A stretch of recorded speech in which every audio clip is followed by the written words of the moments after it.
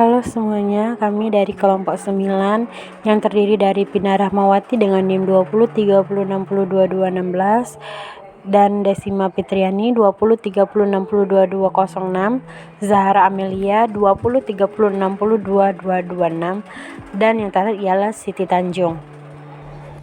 Teori perilaku produsen ialah suatu teori yang menjelaskan tentang bagaimana tingkah laku atau perilaku produsen dalam menghasilkan produk yang mencapai efisiensi dalam kegiatan produksinya.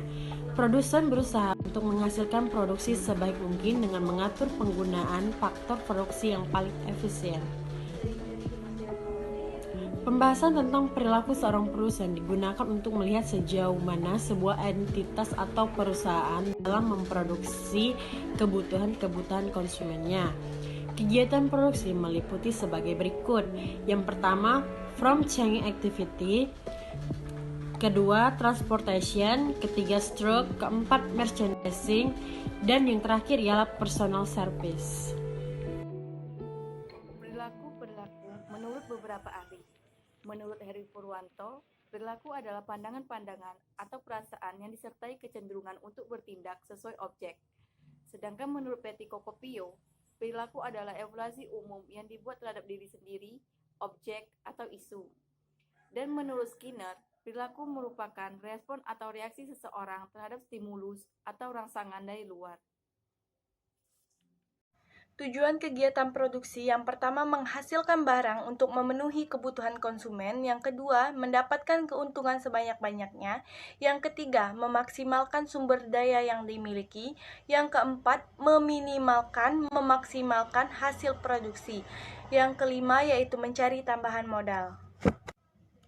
Analisis teori produsen. Yang pertama yaitu produksi jangka pendek adalah suatu perusahaan yang dimiliki input tetap dalam menentukan beberapa banyaknya jumlah input variabel yang harus digunakan untuk kegiatan produksi. Yang kedua yaitu produksi jangka panjang. Adalah suatu proses produksi tidak bisa diukur dalam waktu tertentu, misalnya 15 tahun, 20 tahun, atau seterusnya.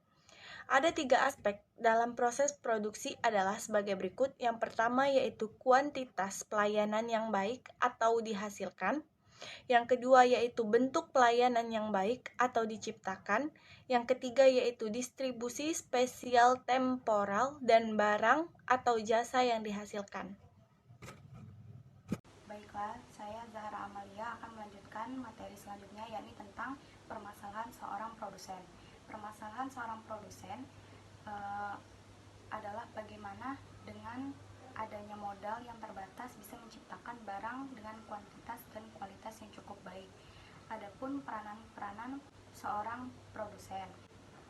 Peranan seorang produsen yakni menjadi seorang manajer yang mengkoordinasikan faktor-faktor produksi, mempunyai inisiatif dan daya kreatif, berani mengambil keputusan, mampu menganalisis kondisi ekonomi secara makro.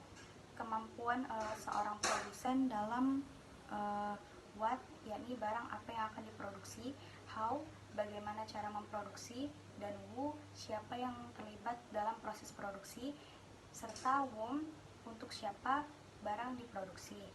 Adapun jenis-jenis produk produsen, yang pertama, produk total ialah faktor variabel produksi yang mengidentifikasi tingkat input variabel. Yang kedua, produk fisik rata-rata ialah total produksi dibagi dengan jumlah unit. Dan yang ketiga, produk fisik marginal, yakni perubahan total output yang disebabkan oleh perubahan satu unit dalam variabel. Demikianlah video kami dari kelompok 9 tentang teori perilaku produsen. Jika ada salah kata, kami mohon maaf. Kepada Allah kami mohon ampun. Wassalamualaikum warahmatullahi wabarakatuh.